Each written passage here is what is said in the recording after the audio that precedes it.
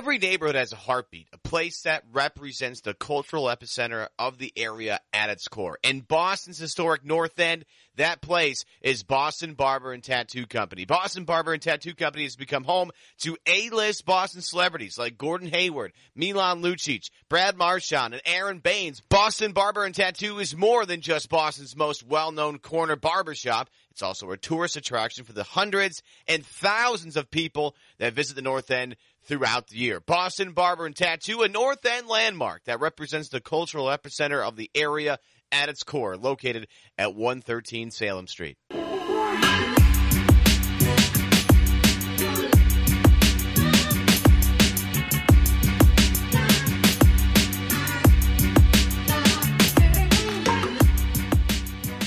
This is Jeff Goodman for another edition of Good and Plenty, and you're going to love my guest today, J.A. Adande, former ESPN guy, still does some work, also runs the journalism program at Northwestern. Remember, you can subscribe, Stitcher, iTunes, CLNS Media. You can find me on Twitter at Goodman Hoops. And today's show brought to you by Keeps. Go to keeps.com/plenty right now and get a free month of treatment. That's a free month of treatment at keeps.com/plenty. All right, now pleased to welcome in Jay Adande. I don't know how to describe you. I guess, director of the journalism program at Northwestern and part-time sports journalism program. Sports journalism at Northwestern and part-time ESPN employee still. Is that freelancer? What do we call you? Yeah, I guess now it's freelance. Yeah, freelance now. I'm not full place. I don't get the Disneyland and Disney World passes anymore. So that's a killer. That is a killer. That was hard to let go. Yeah, those are, when I left ESPN, the two hardest things were the free entry to Disney, which my wife and daughter loved, and the 401k package is pretty darn good. Yeah, I was going to say the 401k was pretty good. The best health insurance policy I ever had. Unbelievable. Was with Disney. Yeah, those are the ones I'll miss the most. So first go into your decision to really make a change, a career path change, and run the sports journalism program at your alma mater at Northwestern, and kind of again cut back at an age and a stage in your career when a lot of people probably wouldn't have been able to do it. Well, it had been brewing. It didn't come completely out of nowhere because I'd been teaching as an adjunct professor at USC since 2004. And then we had a new dean take over the real boss of the journalism program in 2012 named Brad Ham. And he really wanted to focus on sports among other areas that he wanted to build up. And, we started communicating pretty early on, and it finally reached a point that they were able to offer me something, and I was at a state where I was ready for a change. It had been 10 years at that point at ESPN, and I just was feeling a little bit restless. I'd been static for a long time. I'd been living in LA I've been back for 20 years. I'd been in the same house for 10 years at that time, which was like twice as long as I'd ever lived anywhere. And I just felt a little static. And then I also thought, you mentioned that it was kind of an unusual time or age to be doing that. And I thought, okay, this is the last time I'll ever be young to do something again. Like young to make the full-time move into academia, probably a little sooner than most people would. Like I was young when I was pretty young to get a job first out of college. I was definitely young to get a sports column at the LA Times when I was 26 years old. But all of a sudden you realize you're not so young anymore. Like I wasn't the youngest one on Around the Horn anymore. We had, Pablo Torre and Bomani Jones and Sarah Spain and Mina Kimes, Ramona Shelburne, all these young guns were coming up after me. And so, yeah, it was good and unique to be young to do something again. Probably the last time I'll ever be that. Yeah, we're about the same age, and I kind of felt the same way when making the decision to leave ESPN and go to Stadium. This is the time to do it, and you look at things differently in your mid-40s, certainly than you did in your mid-30s, right? I mean, it's for me, I'll admit, not breaking a story ate me up forever 10 years ago. I mean, I couldn't get past it. Now, you know what? You move on to the next one, and you learn how to delegate your time. And how has it been so far for you the first year? You know, what's been the major challenge for doing this? Is, you know, what have you learned so far in this first year, kind of dealing with young kids in college? Part of the challenge has been that the industry has been shifting so dramatically. You know, my first year last year, you know, was right when all the ESPN layoffs were going on, and I had to go look at a room full of aspiring sports journalists who had just seen cutbacks at the highest level of the industry, and try to convince them that there was still a place for them in this business. So that was hard. You know, the continuous shifting. So trying to ascertain what the target is for them. Okay, what are the skills I need to be teaching them? What are the things we need to emphasize? And what are the prospects for them once they graduate? And trying to really target that has been a challenge because it's different than when I got here 2 years ago. It's a continuously shifting landscape. One thing I've come to learn and realize is there are opportunities that never existed before, and there are niches or niches that can be rewarded that never would have been rewarded before. In particular, you know, expertise in gambling or expertise in esports. There's opportunities now to cover both of those areas for, you know, and I guess there had always been gambling things, but they're like those tout sheets and, you know, those. Yeah, it's different now. Payphone line services. Yeah, now it's much more embraced. So things like that, you know, are a reminder that there are still opportunities and it's still a worthwhile industry to get into. Where do you see journalism going? I mean, you're like me. You're a newspaper guy at heart who ended up doing TV, and probably a lot of the kids that you're teaching now probably didn't even know your background as a print guy. You know, and where do you see this industry going? I mean, can you even predict? Because again, like you said, it's changed so much over the last few years, and to me, I guess the traditional writer is certainly not what it used to be. But more and more the traditional broadcaster, right? I mean, look at what you're going to be doing. So I guess you could say it's going right into your phone. You know, that's now become such a dominant delivery method for both the written word and increasingly video. So streaming, it's interesting. I was just with some friends over the weekend. A good friend of mine was working on a production of AVP volleyball, beach volleyball broadcast for Amazon Prime. And I was speaking to one of the producers, and he was telling me about how Amazon and Facebook and, you know, be on the lookout for Netflix to get into this space. Again, these are things and prospects that didn't exist 10 years ago. So here was this whole TV production group, not producing TV, you know, producing streaming that people were presumably watching on their mobile devices.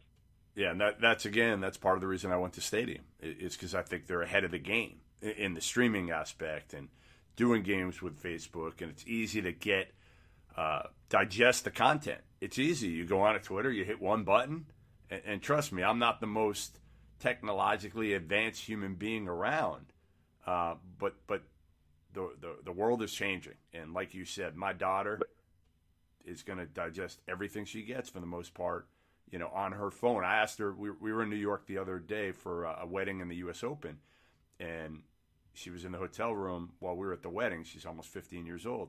And I said, hey, you know, let me check and see if there's any movies or anything that you can watch on the TV. She's like, Dad, like, don't even worry. I'm just going to watch a show on my phone. And I'm like, really? Yeah. You know, it's changed. I remember there are these moments that stick out with me. So when the Warriors, in the midst of their 73-win season, had that huge overtime win in Oklahoma City, and Steph Curry pulled up from like 35 feet and hit the game-winning three-pointer, I saw that on my phone. I was at a banquet, and it's funny. I was driving to the banquet. I was listening to the game on the radio. Oklahoma City was up big. I presumed it was over, and then I just check in on my phone to see the score, and I see somehow the Warriors were able to tie it up and send it to overtime. And then, I kind of stuck my phone under the table, and I'm watching the game in overtime, and so I see Steph Curry hit that shot, that Michigan State-Michigan game with the crazy blocked punt that Michigan State took in for the touchdown. I watched that on a phone right before I got on a plane at O'Hare one day. So like it just stands out, these moments that are such a different way of consuming. I can remember where I was. All the other moments involved television. I remember where I was for the Doug Flutie Hail Mary pass. I was with my grandparents in San Francisco, and we were getting ready to leave. And I said, hold on, let me just see this last play. And I was able to see that play on television, though. But today I probably would have been comfortable going ahead, and we could have left, and I would just followed it on my phone. And one thing you kind of alluded to earlier, but the industry is going in a direction where you have to go to the consumer. The days of the consumer, going to the front door or going to the newsstand and buying a newspaper, those are long gone. But even more and more, the days of logging on and typing in ESPN.com or NewYorkTimes.com and going to a website homepage are gone. Chances are you're going to be led to content by a breaking news alert on your phone, that encourages you to tap and that'll take you to the app. The way I found out that LeBron James had signed with the Lakers was an alert on my phone. Very different ways of finding the news. So you have to deliver the news, and not in the sense of old, kid riding on a bicycle and tossing a newspaper on the porch, but you have to find a way to deliver the news and deliver your content to the consumers, because they're not going to come find it. They're not going to just sit down on the couch and turn on the TV and channel surf until they find your program. You have to find a way to get it to them. Teams and players are trying to control the news they put out, which I don't blame them. If I was a player, I'd probably try to do the same thing. You have Players Tribune. You have, like Duke, for instance. They pretty much control, and they put everything out they want on their Twitter account. And they're not alone. Kentucky does it, and I'm sure the major college football programs do it as well. Is that good or bad for – I don't think it's good for us as the media, but again, if I'm in their shoes, I'm saying why wouldn't I want to control the message? Yeah, it's not good for us, but it's not good for the industry, but it can be good for individuals, because you can get a job telling stories for the university or for the team now. There's all these employment options that didn't exist before, where writing for the website or doing videos for the team website or handling the social media account for the team. Again, these are jobs that didn't exist 10 years ago. So in that sense, it's good for individuals seeking employment. It's not good for the overall health of the industry if teams or coaches or players feel that they're the only ones who could be entrusted with the stories, and therefore they limit the access to outsiders. But the fan, and it all gets back to how are you serving the consumer, how are you serving the fan? And then the challenge, the impetus then becomes for reporters to really deliver the type of news, and that's journalism, right? Journalism is the stuff that they don't want you to know, and telling people the stuff that they want or need to know, but that the organizations or the people in question don't want you to know. That's why it's been so interesting to see two very high-profile football coaches getting in trouble because of their dealings with the media. But especially with Urban Meyer, it's been very illuminating because of the persistent questioning in the media. We've seen aspects of his character that he hasn't been able to control. He hasn't been able to shift the narrative, and he's tried. He's tried to take the approach of, okay, I'm going to release this statement through my Twitter account or social media account and get my message out unfiltered. But both times it just seems to undercut him because it reveals how he hasn't been completely forthright when dealing with the media. So, what does it say about Urban Meyer? And essentially, he's been suspended 3 games in part because of his dishonesty with the media. Absolutely. And you alluded to Maria Taylor's interview with Nick Saban the other night. And I thought the question was completely valid. It wasn't like she went after him about, the 2 quarterbacks and trying to disparage one of them. It was an open-ended question, and he just didn't handle it the right way. He showed his arrogance. My question to you, and this is one I've gotten a lot of people ask me already, and you've got firsthand knowledge with this. What's the difference between a Nick Saban and maybe a Belichick and a Popovich? I will say that with Popovich, and in fairness, he's the only one of the three I've really dealt with in these situations. But with Popovich, his frustration is not with the individual reporter for doing his or her job. His frustration is that the league is forcing him to do this, and he's completely, being asked to take time away from coaching his team in the middle of a game so that he can fulfill this obligation that he's supposed to. I mean, there's a big difference to me between grumpiness during an in-game interview and grumpiness in a post-game interview, which is when part of your obligation really is to deal with the media and to explain to the media and thus the fans. And if you'll notice, Popovich, he doesn't necessarily attack the journalists for doing their job. I will say that he keeps you accountable and he'll get on you for asking a bad question or sort of a pointless question. What I found with Popovich is if you ask him a good question or a relevant question in those situations, he'll give you a good answer. He'll give you something usable. So part of the onus, one thing I like about him is he puts the onus on the reporter to come up with good questions, because he will reward you for asking a good question. Whereas Maria Taylor, who asked a perfectly legitimate question and gave him a easy entree to discuss the situation that everyone wanted to hear him discuss, he attacked her for asking that question. And so that's the difference. And people want to draw similarities, but if you break it down and look and sort of get a little more into the details, it's not the same. How much of the backlash you think came because not only the question, but because of who asked the question? And it was a black woman who asked the question, and probably more specifically a woman who asked the question. The optics of it. Yep. I think in part, but you alluded to Popovich. He's been just as curt and brusque with Doris Burke as with everyone else. I think people.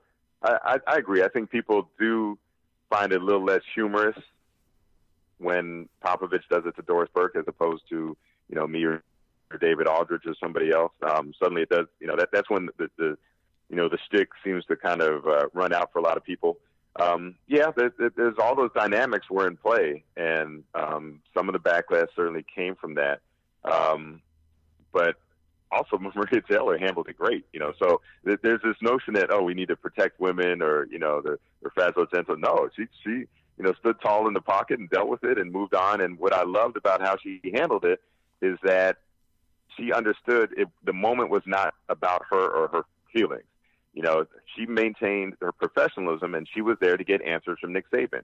So rather than get caught up in this back and forth and her trying to protect her ego or her feelings, she just rolled right on to the next question because she realized and recognized that the point of her being there was to get questions for Nick Saban, regardless of how he was going to make her feel and respond. Quick break from Jay Adande to tell you today's show is brought to you by Keeps. Hey guys, listen up. I'm guessing some of you have noticed recently that some of your hair has magically disappeared, but you're not sure that there's a real solution to your problem. Truth is, there are only 2 products on the market right now that are FDA approved to help you with your problem. And now, thanks to Keeps, those 2 products can be yours in just 5 minutes and will only cost you $1 a day.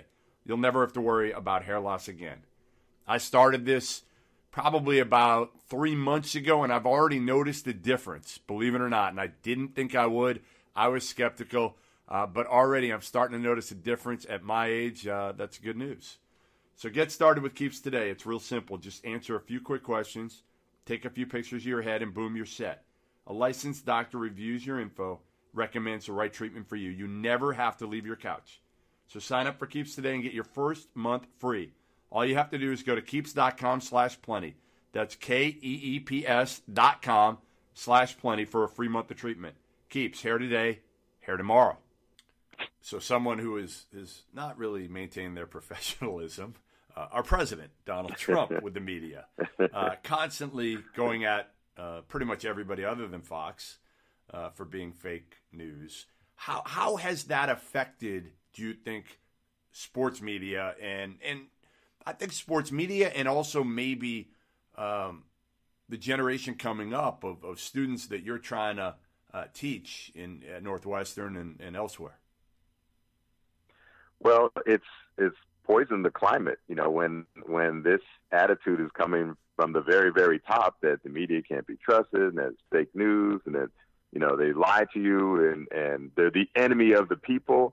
And now we've seen in the full extreme. It hasn't been conclusively and definitively linked, but we've seen a guy take out his frustrations with the media by shooting up a newsroom.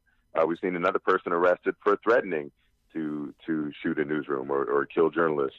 And he specifically did use that phrase, the enemy of the people. So this antagonism, this distrust of the media, which, might not have ever been held in the highest regard in the first place, is certainly at an all-time low. And you saw some of that. You've seen a lot of it in response to Urban Meyer, some of it in response to Nick Saban, where you'll see people on social media saying, well, the media is asking these misleading questions. They have this agenda, this, that, the other. So people are more quick to blame the media. I mean, there's been a lot of backlash against Brett McMurphy for his report on Ohio State and his reporting on Ohio State. Rather than deal with the issue at hand. The number one story with regard to that whole Urban Meyer thing is okay, was a wife, beaten or battered, and what and how much and how soon did Urban Meyer know about it? What did he do about it? What did he not do about it? Why was this employee who the investigation found, had a host of other issues? Why was he retained for so long? Why did Urban Meyer, not be completely truthful, both at times of the investigation? Why was he deleting text messages on his phone? All these things are much more important than whether or not the media can be trusted, because clearly something there. The university investigated after these reports and found enough to warrant a 3-game suspension of Urban Meyer. So, the media is really good at sniffing out the smoke and finding the fire, and people need to recognize that. I could talk issues all day with you, but we got to talk a little bit of NBA since you are still pretty plugged in. I know you follow it still closely off season. I'm going to head to the easy one just because you were in LA for a long time. And I keep hearing this, fans in LA, Jay, they're not as ecstatic with LeBron coming there because, he's a rental. Do you think that there's any truth and merit to that? How could you not be excited if you're a Laker fan right now to be relevant again and have, in my opinion, the second greatest player ever to play, with your franchise? If you haven't been immersed in the cult of Kobe as long as I have, and you have to differentiate between the Kobe fans and the longtime Laker fans. Longtime Laker fans are ecstatic, because they remember Kareem Abdul-Jabbar wasn't homegrown, but he came there and he helped them win 5 championships. Shaq wasn't homegrown, but he came there, in what remains the greatest free agent signing in sports history. He came there and helped the Lakers win 3 championships. So they understand this is part of it, that yes, they can and will become Lakers. And I think most fans will come around, and you even heard Kobe himself say, this is about winning championships for the purple and gold. So if LeBron can hoist a banner, all will be forgiven. He'll be welcome. He'll be on the interesting thing is, can he be on the Laker Mount Rushmore? And what would it take for him to get his jersey retired there? You see the high standards. Clearly he's going to go to a Hall of Fame, which is a requirement for getting your jersey retired by the Lakers. But will he do enough as a Laker for them to warrant retiring his jersey? And if he's a multiple-time All-Star, but if he doesn't win a championship there, let's say he plays his 4-year contract and then that's it. And let's say he goes to the All-Star game, maybe goes to 1 finals, doesn't win. Is that enough for him to get a chance? That's what's so interesting is that, you say he's the second best player ever. I'm not going to really dispute that. Some would say he's the best, but will he be? I don't think he's really eligible to become the best Laker ever. No. He doesn't have enough time left to become the best Laker ever. So it's amazing that, he's the best player in the history of the Heat, best player in the history of the Cavaliers. Some would say he's the best player in the history of the NBA. But he really doesn't have a shot at being the best Laker. Well, and the other thing is, again, his age and the team around him this year and Golden State, it's hard to imagine that he'll have a shot this year to win it at 33. So then, I think he realizes it, which is why he signed off on all these signings. Understanding that the important thing I think is for them to preserve and now expand their cap space for next year with the Luol Deng, waiving and stretch and wave. So, I think he realizes, okay, it's all about who can they bring in 2019 and then really go for it. So it's interesting to see how he really approaches this year. I think this is kind of like a gap year almost, I agree. The British college term. Well, because think about it. and then he'll really go for it next year. Yeah, in Cleveland, he knew he wasn't winning one. I mean, they weren't winning one unless, at least one player, if not multiple players for Golden State went down. So at least in L.A., I think he feels like he's got the upside to recruit big-time free agents, where in Cleveland you couldn't do it. Yeah, and he knew. And, I mean, they were able to bring in Kevin Love, but, you wonder how he felt affected by the loss of Kyrie Irving and how much that took out of him. That, this is the first time we had seen a high-profile player depart him. He was, he rounded up Chris Bosh and they joined Dwayne Wade in Miami. He was able to convince him to trade for Kevin Love, and Kevin Love had no problem signing off on that and then re-signing there. But Kyrie Irving departed, and so, I think that was part of it, is you realize, okay, I'm never going to get the help here in Cleveland that I can in L.A. And I just think he was fascinated by the chance to see what he could do for the Laker brand to restore that. That's part of it too. If he does win a championship there, I mean, it's stacked against him right now. Yeah. But if you go and elevate Miami and lead that franchise to its high point, win a championship in Cleveland, which, as we know, doesn't happen every decade, and then restore. I mean, what a career path! If that's the ultimate testament to him, if he can put those three things on his resume, and maybe it does change the way you think about him in the GOAT discussion. Yeah, no doubt. I mean, listen, if he could take the Lakers to the promised land, and again, he's going to need help. I mean, Kyle Kuzma and Lonzo Ball, Kentavious Caldwell-Pope are nice pieces, but they're not going to be enough. He's going to have to get a Kawhi Leonard or somebody of that ilk, I think, to have a chance to beat Golden State. Do you think there's anybody now, Jay, that can even push Golden State this year? You think the Celtics are ready for that, or no?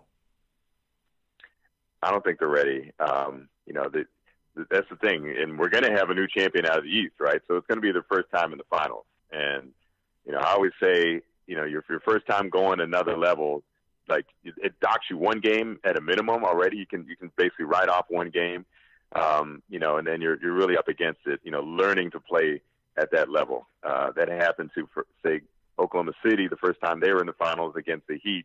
And I remember by the end of that series, guys in the OKC organization were telling me, like, our guys just aren't ready for this, and there was nothing against them. There was a very young team, but they just weren't ready for this. So if Boston or Philly comes out, Toronto, none of those guys are going to be ready to face a team like the Warriors.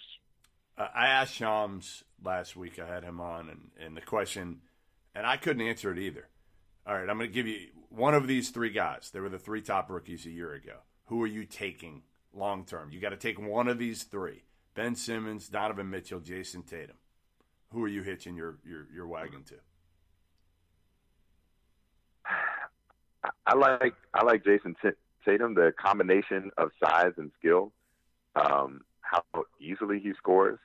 I like to see him be a little more multi-dimensional, but I think he can add those things the way we saw, say, Kevin Durant round out his game. I mean, the guy was a natural scorer, but I think we've seen Kevin Durant really round out his game.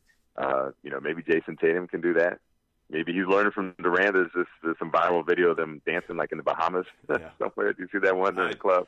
Maybe in addition to picking up some dance moves, he can learn some other things from Kevin Durant. What do you think about that and the times, how they've changed over the years? I mean, imagine seeing Kevin Garnett with anybody on another team dancing in the Bahamas. like Larry Bird wouldn't be dancing, obviously, but Magic, whatever. I mean, but he did. We say, oh, that never happened, but meanwhile, we made Broadway plays about how Larry Bird and Magic Johnson became best buddies over the course of the time. So let's not act.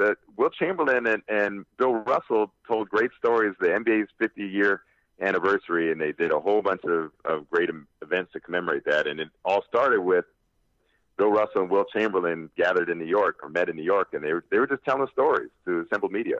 And they would talk about how, they'd meet for dinner at each other's house before playing, or, they'd be with each other on Thanksgiving. So they were a lot closer. That was one of the NBA's fiercest rivalries, but they maintained a friendship and a closeness. So, a lot of it was so different back in the day. No, starting with the formation of super teams.